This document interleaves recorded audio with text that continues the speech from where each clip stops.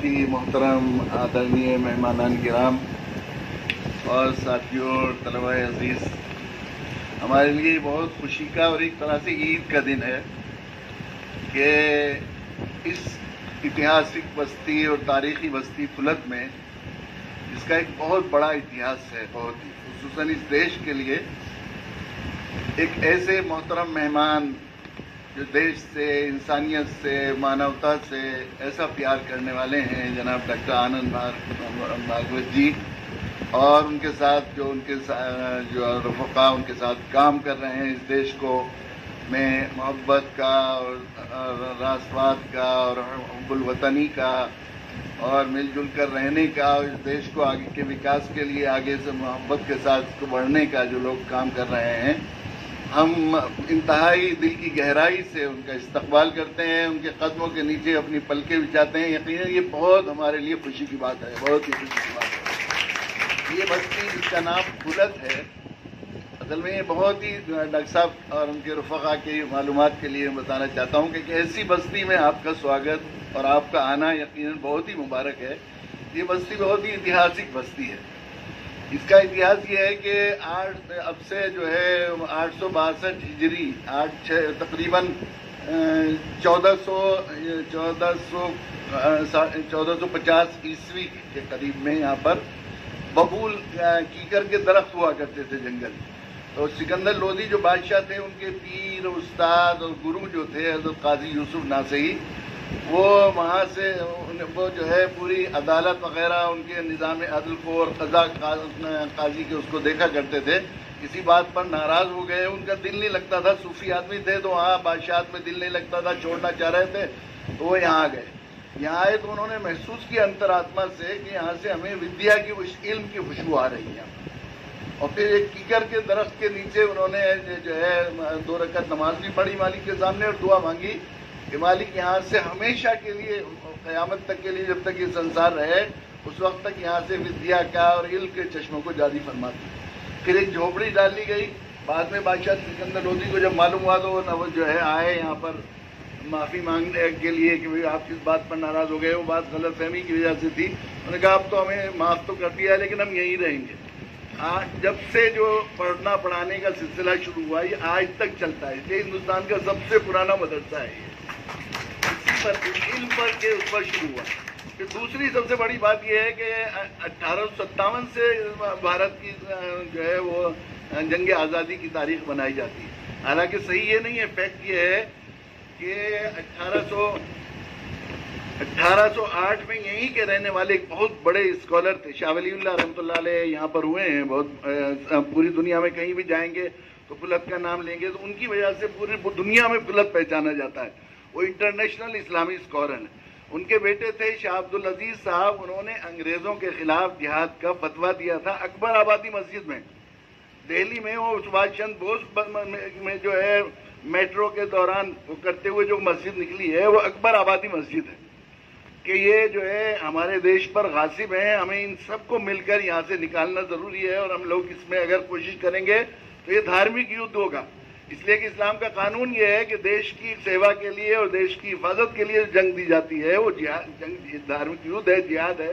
تو انہوں نے اس جہاد کے فتوے سے ناراض ہو کر انگریزوں نے اس مسجد کو دھسوا دیا تھا نیچے، اور شاہ عبدالعزیز صاحب کے بات ہونے دیجیے پوری کرنی، کوئی بات نہیں آپ کو ادھر۔ تو وہ شاہ عبدالعزیز صاحب کے پونچھے نکلوا دیے تھے، ہاتھ نکلوا دیے تھے، جن سے انہوں نے فتویٰ دیا تھا۔ پھر اس فتوے سے متاثر ہو کر ان کے شاگرد سید احمد شہید رحمۃ اللہ علیہ، انہوں نے پورے دیش کے راجاؤں، بادشاہوں اور ان کو خطوط لکھے نوابوں کو، یہ سامان بیچنے والے ہمارے دیش پر قابض ہو گئے ہیں، ہم سب مل کر ان کو نکالیں، بعد میں ہم دیکھیں گے جیسے راج کریں گے۔ پھر یہاں آئے وہ پھلت، چونکہ ان کے پیر کی بستی تھی، یہاں معلوم ہوا کہ اب یہ آزادی کا سنگرام کرنے والے ہیں، تو پھلت کے لوگوں میں مشورہ ہوا، اور مشورہ ہونے کے بعد یہ طے ہوا کہ ہر گھر سے ایک آدمی جنگ آزادی میں شہید ہوگا۔ جس گھروں میں کئی مرد تھے وہ ہر ایک کہتا تھا ہم جائیں گے، تو وہ کہتے کیا کریں کہ پرچی نکال لیں، قرعہ ڈال لیں، جس کے نام کا قرعہ ڈلتا تھا وہ خوش ہوتا تھا۔ 3 گھروں میں مرد نہیں تھے، عورتیں تھیں۔ ہمارا گھر کیوں محروم رہے گا اس سلسلے میں؟ تو تم کیا کرو گے کہ ہم گھوڑوں کی پٹی کریں گے، دانا دلیں گے، زخمیوں کی مرہم پٹی کریں گے، کھانا بنائیں گے۔ تو سید صاحب نے ان کو اجازت دے دی. امو بھی جمن نائن اصغر بیگم, اس سب کے سب ہر ایک گھر سے ایک آدمی نے جنگ آزادی میں بلیدان دیا. یہاں پر ہمارے چوتھے دادا حاجی سلیم اللہ صاحب اور ایک اودھی جو ہے اصغری بیگم, وہ ان کی بہن ہوا کرتی تھی ودوا, وہ بھی گئیں. یہ گاندھی جی 1929 میں یہاں آئے. یہ مدرسہ یہ جو ادارہ تھا, یہ مدرسہ مکتب فیض الاسلام کہلاتا تھا. تو یہ پورے ضلع میں اس کی ایجوکیشن بہت زیادہ, میں نہیں پڑھا, جب میں 5ویں کلاس تھا تو یہاں کتولی میں بکیج انٹر کالج ہمارے ضلع کا سب سے معیاری مشن اسکول سمجھا جاتا تھا. تو وہاں یہاں کے بچوں کا ایڈمیشن کے لیے ٹیسٹ نہیں ہوتے تھے. میں نے 6ٹھی کلاس سے 12ویں کلاس تک ہمیشہ ہے تو فرسٹ پوزیشن پہ رہا یا سیکنڈ پوزیشن پر رہا, وہاں پر یہ رہا, وہاں پر یہ ہمیشہ, اس لیے یہاں کے لوگوں کے نہیں ہوتے تھے یہ. تو 1929 میں گاندھی جی آئے یہاں پر, مٹی کو ماتھے پر لگایا اور کہا کہ میں اس گاؤں کی مٹی کو سلام کرتا ہوں کہ جس نے دیش کی آزادی کو, دیش کو آزادی کی راہ دکھائی. ہمارے یہاں وہ معائنہ جو لکھا ہوا ہے وہ آج تک موجود ہے. ایک ایسی بستی ہے جس میں ہر گھر سے جنگ آزادی میں لوگوں نے. لیکن افسوس کی بات یہ ہے, مجھے ڈاکٹر صاحب سے بعد میں کہنے کی بات تھی لیکن میں سوچ رہا ہوں کہ پھر دوبارہ مجھے نہ کہنا پڑے, وہ یہ ہے کہ دیکھیے غلامی کی بڑی, ہندوستان میں آئے انگریز تو انہوں نے اس دیش میں, چونکہ ایسا دیش, میں دنیا کے دیشوں میں سفر کرتا ہوں, میں سمجھتا ہوں کہ اپنے جغرافیے کے اعتبار سے, اپنی آب و ہوا کے اعتبار سے, اپنی سنسکرتی اور تہذیب کے اعتبار سے, جیسا خوبصورت گلدستہ ہمارا دیش ہے یہ بھارت, پوری دنیا میں کہیں نہیں ہے. ہر طرح کی چیزیں اس کے اندر موجود ہیں, اور اگر ہم مل جل کر سوچ لیں اسے کہ ہمیں بڑھانا ہے آگے, یہ جو صلاحیتیں ہماری نگیٹو اس میں زائد چلی جا رہی ہیں, اگر وہ اس کے وکاس میں لگ جائیں تو دنیا میں ظاہر ہے کہ سپر پاور کون بن سکتا ہے ہمارے مقابلے میں, کون بن سکتا ہے. تو انگریزوں کو یہ خیال تھا کہ ہماری مونوپولی کے لیے اگر کوئی دیش خطرہ ہو سکتا ہے تو یہ بھارت ہو سکتا ہے, اس لیے انہوں نے ڈیوائڈ اینڈ رول کی پالیسی پر یہاں پر جو ہے سیاست کی. اپنے دیشوں میں بھی سیاست کرتے ہیں لیکن کہیں کوئی پارٹی آپ کو نہیں ملے گی وہاں پر ڈیولپمنٹ وکاس کے مدوں پر ہی کرتی ہے. اب وہ انہوں نے اتہاس میں کچھ ایسی چیزیں چھوڑ بچا دی, اور ایسا اس وقت جو ہے وہ سواگت ہے آپ کا استقبال, ایسا وہاں پر یہ سن 1947 میں دیش تقسیم ہو گیا. یقیناً یہ کیسا زخم تھا ہمارے لیے, کیسا زخم. اس سے پہلے بھی ہم نے بلیدان دیے, ہر گھر سے ہمارے ہندوستان میں ایک شہید ہوا, لیکن وہ آپس میں محبتیں بڑھ رہی تھی اس بلیدان سے. وہ کچھ دشمنوں سے لڑ رہے تھے, ہم اپنوں سے نہیں لڑ رہے تھے, جو جا رہی تھی ملک کی آزادی کے لیے لڑ رہے تھے. اس زمانے میں بہت قربانیاں دی, بڑی جانیں بھی گئیں, مال بھی گیا, نقصان ہوا, لیکن اس سے پہلے جو کچھ ہوا وہ جو ہے وہ ہم لوگ دوسروں سے لڑ رہے تھے, آپس میں محبتیں بڑھ رہی تھی. میں گیا ہوں کالا پانی بھی, وہاں بھی میں نے وہ بندے دیکھے ہیں جن میں ایک ہندو ایک مسلمان کو ساتھ میں پھانسی دی گئی. ہانسی بھی جانا ہوا میرا. وہ قبر دیکھی ہے میں نے, جو ریولوشن, ہانسی کا ریولوشن چل رہا تھا, تو جو مسلمان تھا اس کو تو چتا میں جلا دیا گیا تھا زندہ. ان کے ساتھی 2 ساتھی تھے, ایک جو ہے جاٹ چودھری تھے, ان کو زندہ دفن کر دیا گیا تھا قبر میں. یہ بھی وہ تھا, وہ محبتیں بڑھ رہی تھی اس زمانے. لیکن تقسیم کے بعد جب یہ ملک بانٹ کر چلے گئے وہ اتنی ہوشیاری کے ساتھ, اس کے بعد دل بٹ گئے, سنسکرتی بٹ گئی, تہذیب بٹ گئی. چونکہ ہم لوگ غلام ملک میں رہے ہیں تو غلامی کا ایک بڑا شاپ یہ ہوتا ہے کہ فکر, ذہنیت, تھنکنگ غلام ہو جاتی ہے. اب یہ ہو رہا ہے کہ وہ سوچ رہے ہیں کہ جس طرح انہوں نے راج کیا ہم بھی ڈیوائڈ اینڈ رول کی پالیسی پر کر سکتے ہیں. حالانکہ سچے نبی حضرت محمد صلی اللہ علیہ وسلم کا ایک کتھن ہے 1400 سال پہلے کہ مجھے ہندوستان کی مٹی سے محبت کی خوشبو آتی ہے. یہ جو حدیث ہوتی ہے اس کو ناپتے ہیں, کیسی روایت ہے, اس کا اتھینٹک کتنی ہے, اس پر بعض لوگوں نے کہا ہے گھڑی ہوئی حدیث ہے. میں نے مدینہ منورہ کے حدیث کے استاد سے اس پر جو ہے معلوم کیا, جو بہت بڑے تھے, انہوں نے 17 صفحوں کا مضمون لکھا اس پر, اور کہا 23 لوگوں سے یہ بیان کی گئی ہے روایت کہ مجھے ہندوستان کی مٹی سے محبت کی خوشبو آتی ہے, محبت بھرے لوگوں کا ملک ہے.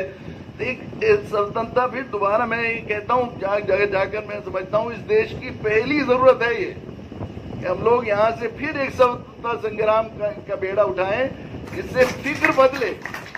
وہ جو ڈیوائڈ, وہ جو بٹنے والی وہ ہے, وہ ذہن مانسکتا بدل جائے, اور محبت سے مل کر پھر وہی منظر سامنے آئے. ایک ساتھ مل جل کر اپنے ملک کے لیے جان دینا ہے, ملک کے لیے وہ کرنا ہے. ایسے وقت میں ظاہر ہے کہ یہ 15 اگست ابھی ہمارا یہ آیا ہے, ہمارے پرائم منسٹر صاحب نے ابھی پچھلے دنوں कल परसों 14 अगस्त को ये बात कही है कि वो जख्म है, अभी तक हम ये इसको जख्म मानने को तैयार नहीं थे इस तरह पर। और उन्होंने कहा है कि भाई हम इसे तकलीफ महसूस करेंगे, जब बीमारी को बीमारी समझेंगे तो इसके इलाज की कोशिश करेंगे। यकीन खुशाइंद वक्त बात है, ऐसे वक्त में जब 75वीं हम देश की आज़ादी की मना रहे हैं, डॉक्टर साहब का यहाँ आना इस बस्ती में, मैं समझता हूँ कि उनकी आवाज़ का मुल्क के कोने कोने में फैलने का इसको जरिया बनेगा। और यहाँ बस्ती के लोग जिस तरह सैयद साहब के साथ जंग आज़ादी के लिए तैयार हुए थे, डॉक्टर आनंद भागवत जो आवाज़ लगा रहे हैं उस मोहब्बत की और मिलजुल कर और इत्तेफाक व इत्तेहाद की और आपस में एक दूसरे के साथ करीब आने की और जो कम्युनिकेशन गैप है उसको ख़त्म करने की, मैं समझता हूं कि यहाँ से उनकी आवाज़ भी सारी दुनिया में जाएगी। मैं बहुत आभारी हूं कि उन्होंने वो समय दिया। मैं दिल्ली भी मिल सकता था, मुझसे कहा था डॉक्टर साहब ने 19 तारीख को आता, मैं 18 में मेरे प्रोग्राम थे, मगर मुफ्ती साहब ने कहा कि बेहतर यह है कि 19 में होगा तो ठीक है।